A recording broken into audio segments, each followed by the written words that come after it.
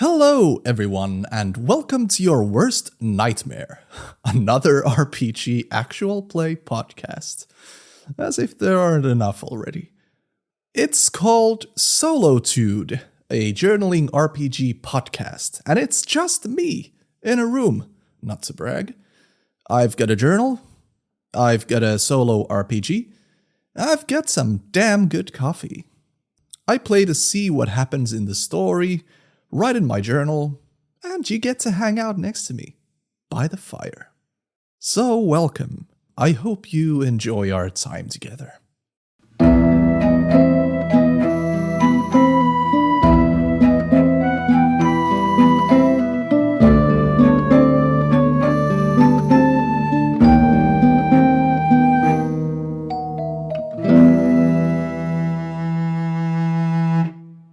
I've always considered myself to be a person who journals. I've never done it. Well, okay, actually, that's a lie. I did it for like 3 weeks when I was 10.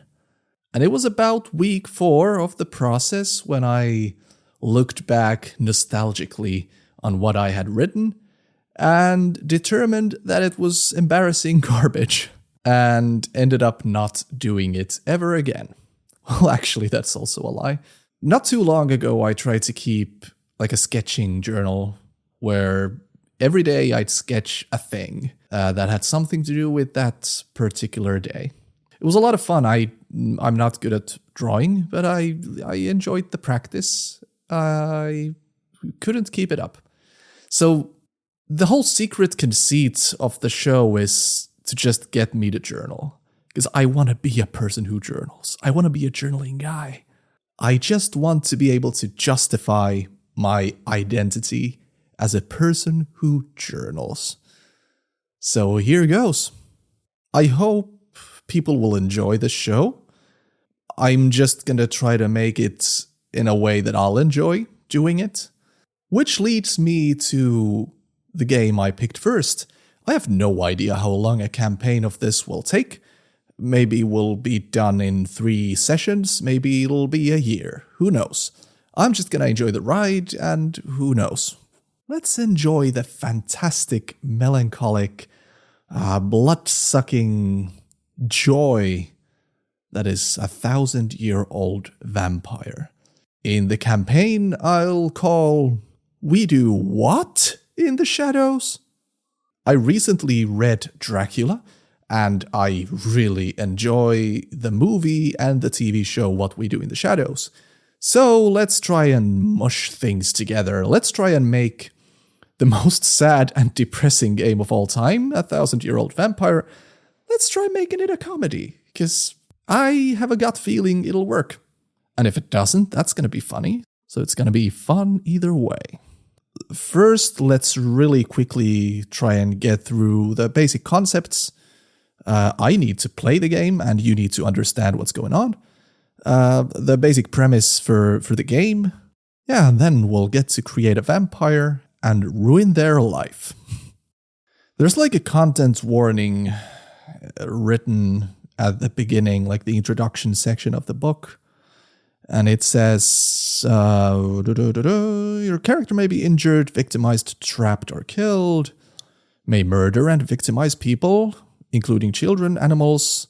I'm not going to victimize animals. I may be a vampire, but I'm not a monster. Loved ones? Oh, that's easy. Marginalized people? Or themselves.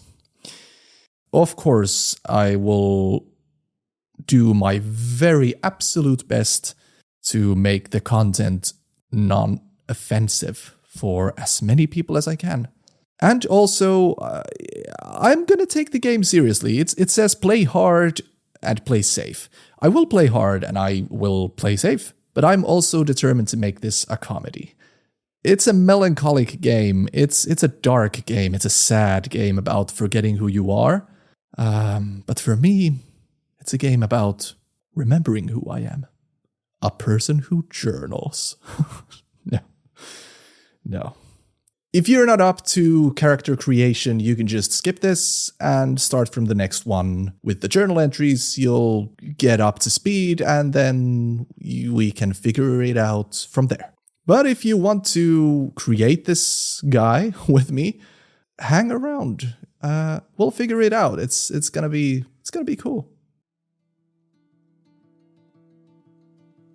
Okay, the basic concepts we need to get through are memories, experiences, skills, resources, characters, and marks. We'll go through them quickly, so I really just want to get started.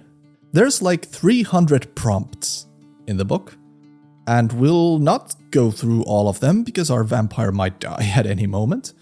But more importantly, there's a system based on a d10 and a d6, so a 10-sided and a 6-sided die. Once we're done with a prompt, we'll roll them, and the result of the d6 will be subtracted from the result of the d10. And that's how many steps forward we'll progress in the book. And that's how we get to a new prompt. If we do the same prompt again, there's 3 different options there, or 3 different levels. So we'll just do the second prompt of that number. Beautiful. And with every prompt, I'm not sure if the book really tells you to write a journal entry for everyone, but I'll do that because that's essentially the show. That's what I'm really looking forward to here. Really, guys, it's just an excuse to journal. I love the idea of journaling, and now I'll get to do it with a fictional person who's a lot more interesting than me. So the things I'll write down are experiences. An experience is a thing that happens to the vampire. Ooh, an experience is an experience. A memory is like a section of the vampire's life. So a longer one that contains different experiences that kind of paint the same picture. A memory contains up to 3 experiences, and a vampire is allowed 5 memories. When I get a 6th, then I'll have to erase older ones. So it kind of simulates the vampire being so old they forget who they were, I guess. Ooh, that's a beautiful mechanic. I love that. So the vampire has skills. For example, swordplay, relaxing banter, operate heavy machinery, and I do not blink the sand away. Excellent. The only thing we need to know is checking a skill. Like, skills are stuff the vampire can do and might do. But if a prompt instructs me to check a skill, I'll make a little marky mark on it. And checked skills are like integral parts of the vampire's identity. For me as a person, a checked skill would be a person who journals. There's resources. Resources means stuff. There's stationary stuff like houses you can't take with you and stuff you can take with you, okay? Yeah, and you can use them in prompts even if the prompt doesn't say so. There's characters. Ooh, that's the good stuff. Your vampire has relationships. They come and go. They're mortal or immortal. The prompt will tell. Last thing, what do we have left? Marks. A mark is a visible indication of your vampire's undying state.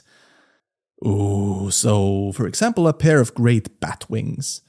Eyes are hypnotic. A dark halo I cover with tall military hats. That's my favorite. This isn't gonna be my character, but what if it was? Do you know the legend about the French guy who created the top hat? The top hat guy? Top Hat Francois, as he's called. He made the first top hat and walked outside of his apartment and got fined because the hat was so offensive. It was the craziest hat. People were fainting. What if the vampire character was the top hat guy, but he created the top hat to hide his devil horns? Fines or not, he just had to wear it. I think that's everything we need to play the game. So please join me in creating a vampire. Start by imagining a person in the distant past. When and where they were born, who they were in life. We'll start with one memory that contains one experience that encapsulates their history. It's a broad summary of the vampire's life before becoming an undead thing. Okay. So first of all, I know nothing about history, and I really don't care to try and make this historically accurate, and I really have no intention of getting this historically accurate. I don't care. I do think it would be fun to look up historical figures and stuff like that to get some inspiration, but I'm not gonna stick to dates, so just so you know. My idea is an orphan who was left at the steps of a monastery. I wanted to be in Italy. I don't know why. I wanted to be an Italian monastery up in the mountain range, the Apennines. I wanted to be there. He was left there as a toddler. The monks took him in, raised him, and that's the life he knew. He lived there for like 25 years before becoming a vampire. Yeah, let's go with that. 25 is a classic age to die. He has a proficiency for music.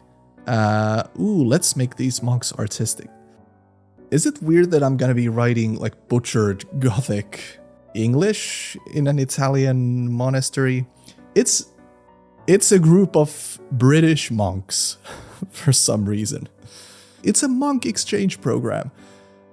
There's a group of British monks staying with the Italian ones, and it's a mix of cultures, yeah.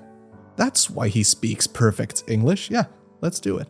I like a monastery because it's solitary, it's confined, but it's opinionated. I like that. What if the monks composed and copied music, hymns and all sorts of music, and traded that for food and basic supplies in a nearby town? Yeah, that's what we're gonna do. It's the amazing composing British monks of the Italian Apennines. Perfection. That's the life. That's a broad summary of the vampire's life. We need 3 mortals. They're relatives, friends, lovers, enemies, mentors, debtors. They should be very important for this character. Okay. First character, I want these to be different kinds of relationships. So obviously there should be like an abbot or like head monk. I like head monk. Chief. No, let's go with head monk. The head monk is like a father to him. He taught our character everything he knows and how the monastery life works and ethics and how best to serve God. Maybe they're not super close. They're close in the sense of like a father and son. So cold and distant in my experience. What do we name him? Let's name him something traditional. Augusto. He's Augusto. Father Augusto. Yeah. Head monk, Father Augusto. Father. I want a lover. I want a hot and heavy gay romance happening in this monastery here. Let's do lover with like a big brother type. Let's do like a few years older, not like a weird thing. Just your average run-of-the-mill gay romp in a British-Italian exchange monastery in the Apennines. His name is Garibaldi. And Garibaldi has been his rival, both vertically and horizontally, if you know what I mean. I want it to be like a stormy relationship. It's not like a lovey-dovey thing. They're jealous of each other, and then they fuck. They fuck in the name of God. One more. What's something we don't yet have? Let's do like a clear enemy. I like the debtor. I like that there's like a loan shark situation. Maybe our guy has an interest in something that monks don't usually have an interest. Gay sex isn't included in that. Instead, like fancy trinkets, something he'd have to buy from the village or get like contraband stuff. Beautiful jewelry. Yeah, so in order to get beautiful jewelry, he has to get it from some shady people in town. And this shady people is Veronica. Veronica is like a smuggler. And our guy owes quite a lot of money to Veronica with no real means to pay it back. So Veronica is not blackmailing, just threatening our guy. And Veronica has connections to shady organizations and people. Perfect. What we then need are 3 skills. I feel like we've kind of gotten a picture of them, but let's elaborate. So, music is composition, playing. He has a God-given talent for music. So, instrument, who cares? Medium, who cares? He knows music. That's what he knows. It's the voice of God. What other skills would monks in this situation? Is gay sex a skill? You bet your ass it is. I'm not going to put that in. I don't know, sexual arts. Is that going to take the game in a weird direction immediately? I'm going to put in sexual mastery. And one more. I want there to be one more thing about the monks. Not just music composition. They have a killer volleyball team. That's it. He's a volleyball ace. The monks play volleyball against locals in the village and other monasteries in big monk tournaments called holyball tournaments. So it's holy ball. Yeah, it's not yet. There's no volleyball yet. In the late 1500s, it's holy ball. Holyball. It's German. And our guy can spike a holy ball like nobody's business. That's the 3 skills he has in life, poor bastard. Then we need 3 resources. I want to tie one resource into the vanity stuff, into the jewelry. So he has a huge stash of beautiful trinkets, rings, necklaces, medallions, pins, beautiful pins. He paid a huge amount for them, all of his money, and took a lot of loans, and they are virtually worthless, or at least they're not worth nearly as much as he paid for them. So he has a huge bag of golden shit. that's virtually just a big weight, but it's nice to look at. So yeah. Well, now that I think about this, it's a bag of stuff isn't too interesting. I'd like to make this a bit more abstract. He does have a bag of stuff, and yeah, I don't want to scratch that, but the actual resource I'm going to put down is vanity. No, beauty. He is a beautiful son of a bitch. He's got blonde, curly locks, blue-green eyes, cheekbones you could skin a gerbil with, kind of skinny.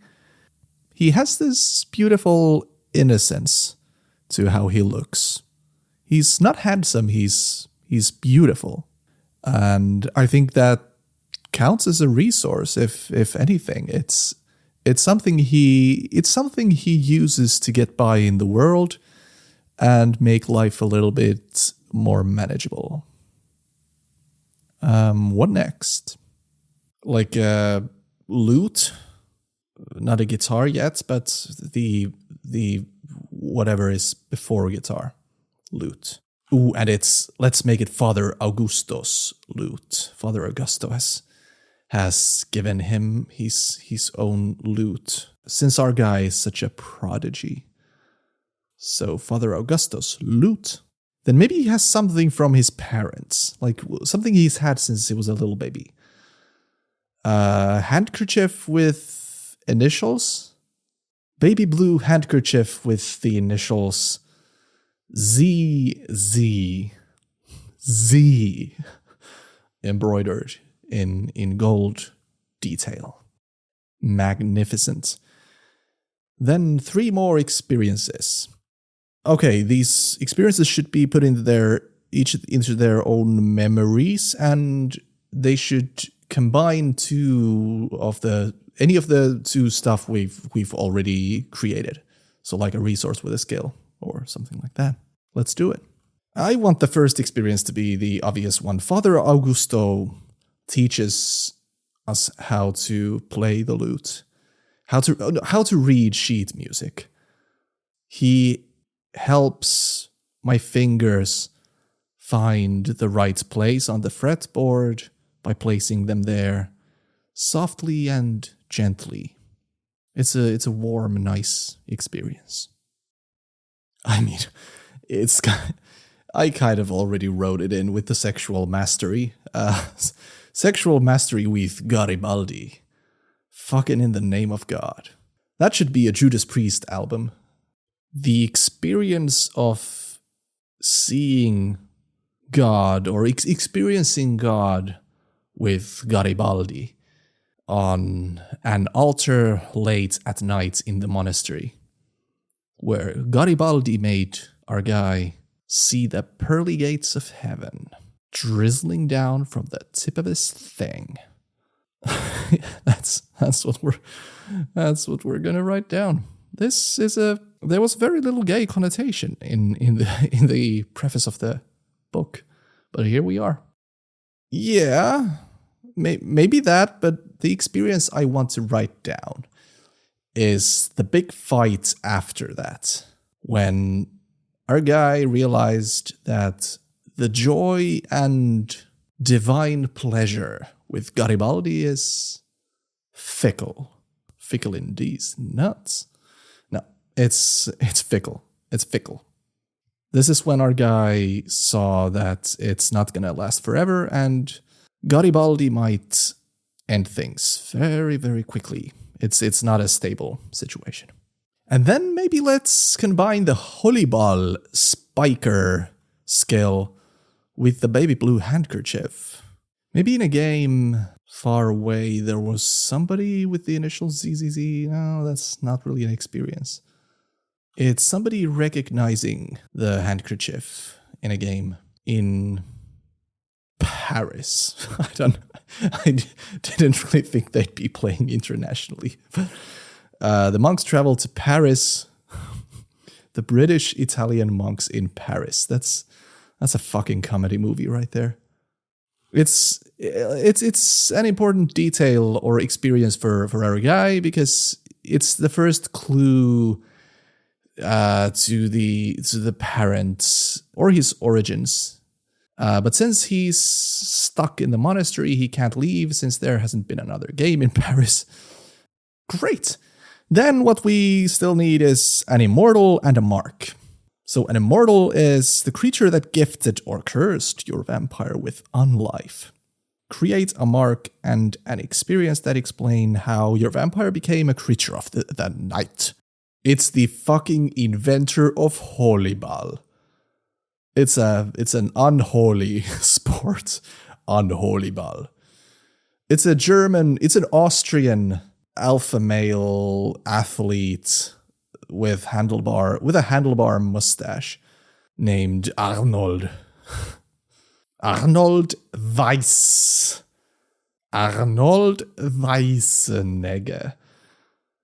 Yes. Arnold has biceps you could land a helicopter on. He calls them the Apennines. Arnold's Apennines. The peaks. Excelente. So Arnold was doing a seminar for our monastery's monks on Holy Ball, and late at night he asked our guy, "Do you want to learn the secret spiking method? Do you want to spike harder than anybody else?" And our guy said, "What?" And he said, "Spike harder than anybody else." And our guy said, "Yeah," because he was confused. He couldn't understand what Arnold was saying. So he said yes, got through with it, and wouldn't you know, the secret spiking method was 2 big old teeth in the neck. And thus, our guy learned the secret spike, which is full-on haiku anime shit. Where if our guy touches any, like, he has like a fiery hot right hand. The palm of his right hand is hot. Even if playing the lute, he'll in a few minutes he'll snap the strings because it's so hot to the touch. Ooh. What do you think of that, Garibaldi? That's the mark. Yeah. Like a flaming hot right hand. If he holds on to something for a few minutes, it'll just catch fire. It's amazing. It's painful immediately. And it's flaming red. Like really flaming red. Not just like a bad rash. It's the worst thing you ever saw. It's crumpled paper but skin. And that's it. So the way I envision doing this show is it's going to be a bi-weekly thing. Every other week there will be an actual play thing where we go through to the next prompt, or maybe a few, I have no idea. We'll play for a while, get through a few prompts, and then on the off weeks, when we're not actually playing, I'll write a cool detailed version of the journal entry, slap some music on it, some sound effects, make it all nice and sweet. We don't have time to go to a prompt anymore, but I'm really looking forward to this. As a person who journals, I'm looking forward to writing the journal entries. And that's what I'm going to do for these experiences. So in the next episode, it's going to be those journal entries read. And after that, it's going to be playing, then journal entries, playing journal entries. Yeah. I hope you enjoyed this. This was hella fun for me. I'm a little self-conscious talking on mic by myself in a room, not to brag, but this was a lot of fun. And I hope you are in for... Fuck, we need a name for the guy.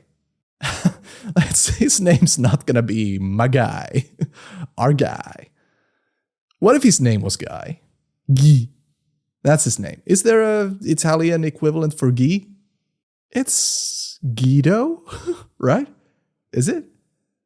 Guido? Guido? Guido. Yes. His name is Guido Lanzoni. Guido Lanzoni. That's it. But the monks in Paris called him Guy, and the British monks in the monastery call him Guy. So, Guy Guido Lanzoni. So now we're actually wrapping up. So this is it for tonight. Thank you, everybody, and I'll be seeing you next time. Bye.